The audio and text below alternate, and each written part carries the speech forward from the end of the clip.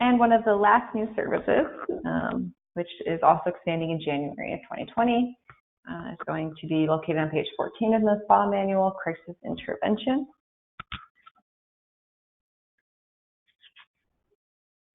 So crisis intervention are mobile services and planning designed to address and prevent crisis. This face-to-face intervention is provided by the clinician or the other licensed practitioner, the OLP or the LPHA that we discussed before. These, of all of the new services, I think pretty understandably, crisis intervention services do not need to be written into a treatment plan ahead of time.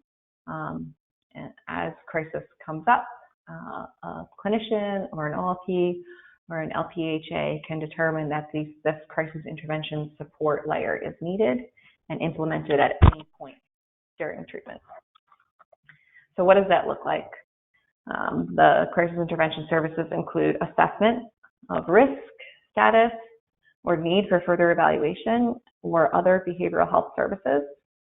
It includes crisis planning. The crisis planning minimally addresses immediate safety and risk concerns, prevention of future crisis, signing of appropriate consent for releases for follow-up referrals to services in collaboration with existing providers, care coordination, including consultation with a physician or other licensed practitioners of the healing arts, the LPHAs, to assist with the child's specific crisis and planning for future services.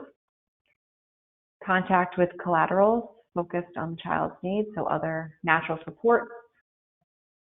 Follow up with the child and family caregiver within 24 hours of initial contact or response, including informing existing supports or providers of the developed crisis plan, documentation of any follow-up services.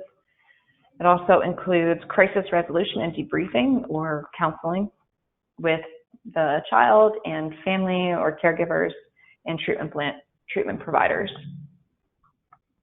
It also includes peer support, so assisting in the resolution of issues through instilling confidence and support. So really through crisis intervention, we can, as this rolls out, if there's a crisis that happens, for example, if a youth who's struggling with substance use disorder experiences an overdose at this point, and there's a crisis situation that happens, and that individual might be hospitalized, we can then bring in peer support for that young person under this new way as well with crisis intervention. Should be a support and champion and hopefully provide some hope